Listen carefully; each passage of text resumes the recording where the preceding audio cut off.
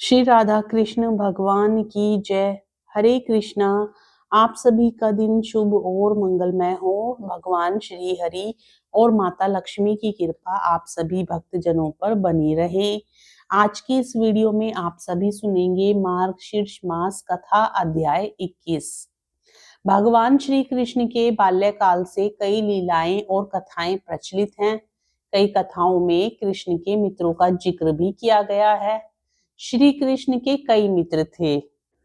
उनके सखा मंडली में मधुमंगल, सुबाहु, सुबल, भद्र, सुभद्र, मणिभद्र, भोज, तोक कृष्ण, वरुथप, सुदामा, मधुकुंड, अर्जुन, विशाल, रसाल, मकरंद, सदानंद, चंद्रहास, बाकुल, शारद, बुद्धि प्रकाश जैसे कई मित्र थे।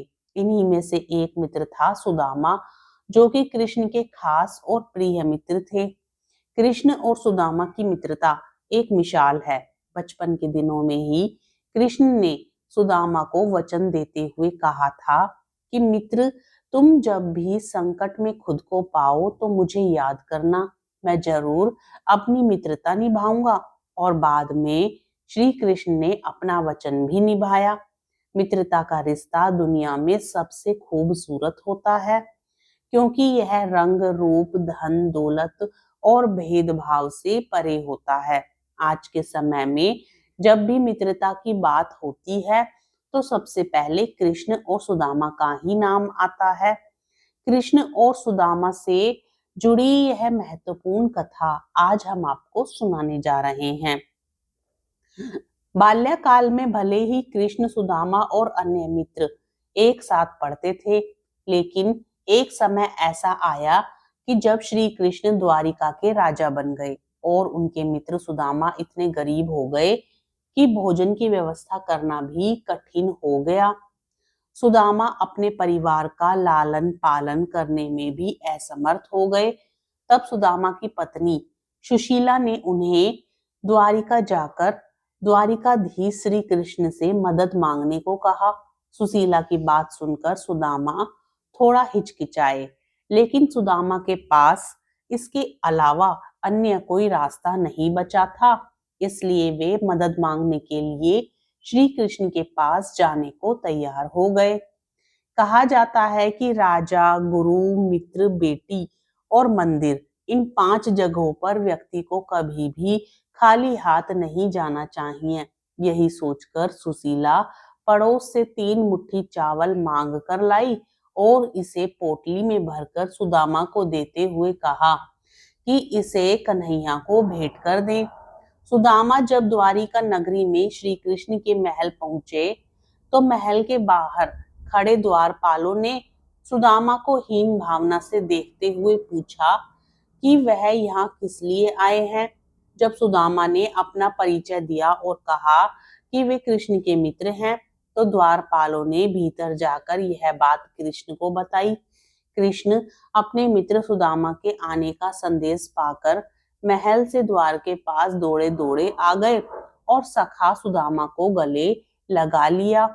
कृष्ण सुदामा को महल के भीतर ले गए और उन्हें अपने राज सिंहासन पर बैठाकर अपने अश्रुओं से उनके चरण धोए। कृष्ण को देख उनकी पटरानियां और महल में मौजूद सभी आश्चर्यचकित रह गए। सभी यह सोचने लगे कि द्वारिकाधीश ये किस व्यक्ति के चरण धो रहे हैं। कृष्ण ने वहां मौजूद सभी लोगों को बताया कि ये उनके सखा सुदामा है।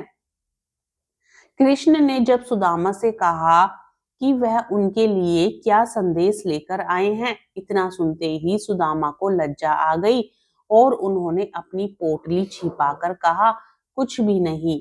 इतने में कृष्ण बोले, क्यों झूठ बोलते हो सखा? क्या आज भी बचपन की तरह तुम मेरे हिस्से के चावल खाना चाहते हो? यह कहते हुए कृष्ण ने खुद ही सुदामा से वो पोटली ले ली और चावल खाने लगे।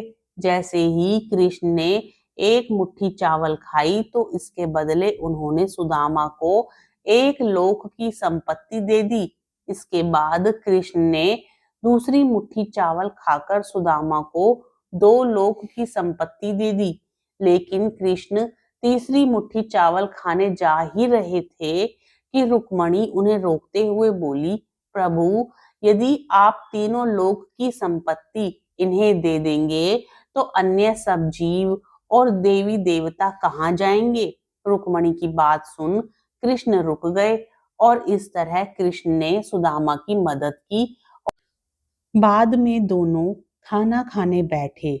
सोने की थाली में अच्छा भोजन परोसा गया। सुदामा का दिल भर आया। उन्हें याद आया कि घर पर बच्चों को पूरा पेट भर खाना भी नहीं मिलता है। सुदामा वहां 2 दिन रहे। वे कृष्ण के पास कुछ मांग नहीं सके। तीसरे दिन वापस घर जाने के लिए निकले। कृष्ण सुदामा के गले लगे और थोड़ी दूर तक छोड़ने गए। घर जाते हुए सुदामा को विचार आया कि घर पर पत्नी पूछेगी कि क्या लाए तो क्या जवाब दूंगा। सुदामा घर पहुंचे। वहां उन्हें अपनी झोपड़ी नजर ही नहीं आई। उतने में ही एक सुंदर घर में से उनकी पत्नी बाहर आई। उसने सुंदर कपड़े पहने थे। पत्नी ने सुदामा से कहा, देखो कृष्ण का प्रताप, हमारी गरीबी चली गई। कृष्ण ने हमारे सारे दुख दूर कर दिए। सुदामा को कृष्ण का प्रेम याद आया। उनकी आंखों में खुशी के आंसू आ गए। कृष्ण और सुदामा का प्रेम यानी सच्ची मित्रता। दो दोस्त सच्चे प्रेम में ऊंच नीच नहीं देखते और ना ही अमीरी गरीबी देखी जाती है। इसलिए आज इतने युगों के बाद भी दुनिया कृष्ण और सुदामा की सच्ची मित्रता को उनके सच्चे प्रेम के रूप में याद करती है। प्रेम से बोलिए श्री हरि विष्णु भगवान की जय, भगवान कृष्ण की जय। आगे की कथा का रसपान अगले अध्याय में करेंगे। आज की कथा आपको पसंद आए तो वीडियो को लाइक करके चैनल को जरूर सब्सक्राइब करें।